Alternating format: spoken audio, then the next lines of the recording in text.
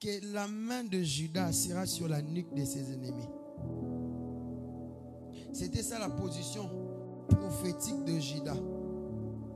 La Bible dit que sa main sera sur la nuque de ses ennemis. Bien, mais en cette année 2024, tu n'as pas peur, tu n'as pas à avoir peur.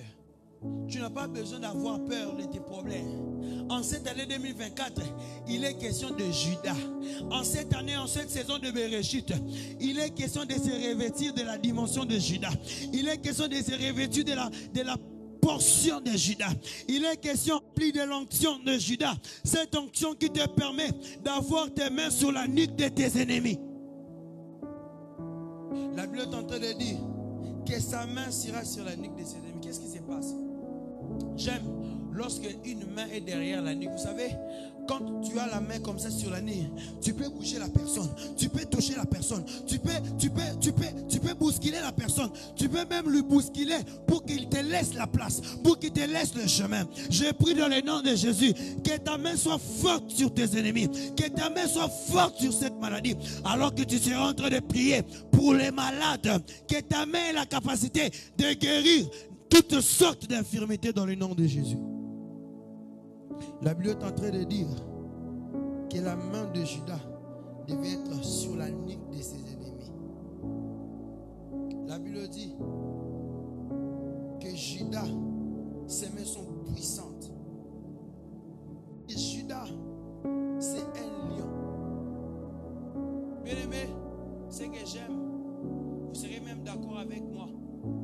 La Bible même dans la généalogie de Jésus, la Bible est en train de dire, Matthieu chapitre 1, le verset 1, la Bible dit, généalogie de Jésus-Christ, fils de David, fils d'Abraham. Quand on arrive au verset 2, la Bible dit, Abraham engendra Isaac, Isaac engendra Jacob.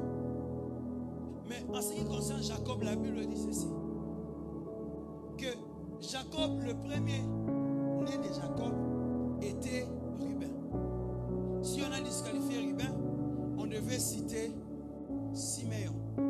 Si on a disqualifié Siméon, on devait citer Lévi.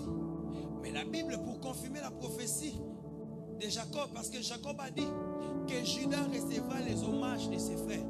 La Bible est en train de dire qu'en ce qui concerne même la généalogie de Jésus, la Bible parle que Jacob engendra Judas et ses frères.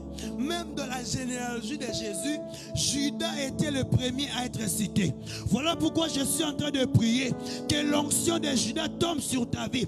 Parce que cette onction te donne les prémices de grâce. Car cette onction te donne les prémices de bénédiction. Car cette onction te donne les prémices des hommages. Car cette onction...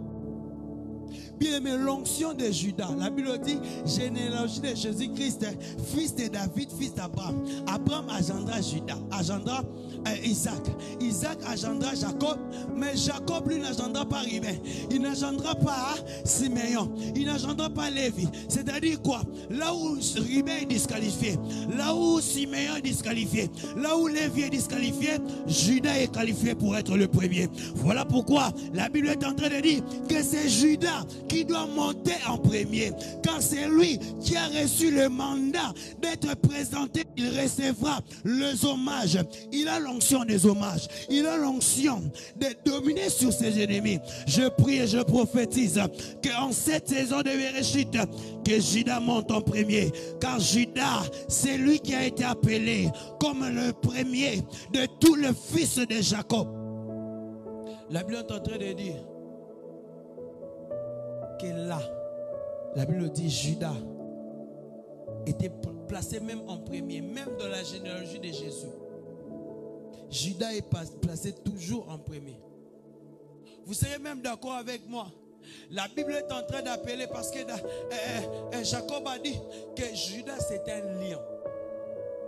Il dit Judas c'est un lion. Oh, même c'est Jésus. La Bible dit que Jésus est le lion de la tribu de Judas. Or la Bible est en train de dire que Jésus est le premier-né d'entre les plusieurs frères. Donc c'est Jésus. C'est-à-dire que Jésus, c'est celui-là qui doit être placé en premier cette année.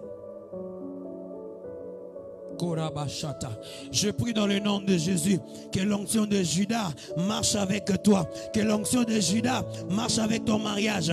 Que l'onction de Judas marche avec ton ministère. Que l'onction de Judas marche avec toi. Car la Bible dit que la main de Judas sera sur la nuque de ses ennemis. Bien-aimé, compagne en cette saison.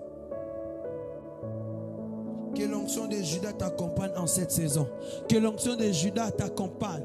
Car Judas, la Bible dit, Judas c'est un lion. La Bible dit, le fils de ton père se prosterneront devant toi. Judas est un jeune lion. Tu reviens du carnage, mon fils. Il déploie les genoux. Il se couche comme un lion, comme une lionne. Qui les fera lever? Oh my God. J'aimerais dire à une personne, là où tu vas te tenir en cette année, là où tu seras en cette année, dans ce travail-là, dans ce mariage-là, dans ce business-là, l'onction de Judas sera sur toi. L'onction de Judas te donne la capacité que personne ne pourra t'enlever là, que personne ne pourra te... Oh, je dis que personne n'aura le droit de t'élever là-haut. L'onction de Judas te donne la capacité de lion, la capacité d'être fort, robuste, d'être pesant. Jacob est en train de dire que Judas c'est une lionne qui les fera lever, bien-aimé. Namusala wana, onction Judas quitte la yo, bakolongo la yo te. Je dis dans ces mariages-là que l'onction de Judas tombe sur toi. Que l'onction de Judas tombe sur toi, bien-aimé. Judas montera en premier. Le Béréchit de ta vie, c'est Judas. Or, la Bible est en train de dire que dans la généalogie de Jésus-Christ, Jacob avait engendré Judas. C'est-à-dire, dans la généalogie des grands, on avait cité le nom de Judas.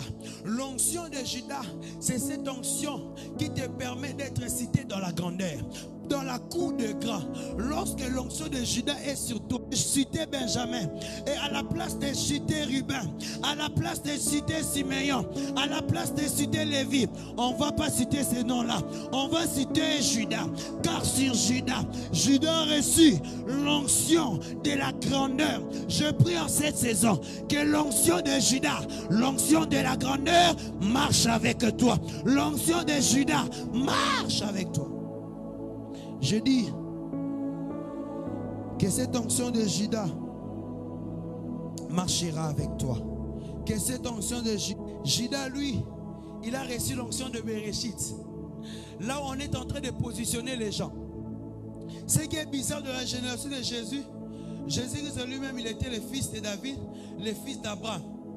La Bible dit, quand Abraham a engendré, mais Abraham lui-même, son premier-né, c'était Ismaël. On n'a pas cité Ismaël. Et la Bible est en train de dire qu'Isaac lui-même, son premier-né, c'était Ésaü. On a cité Jacob.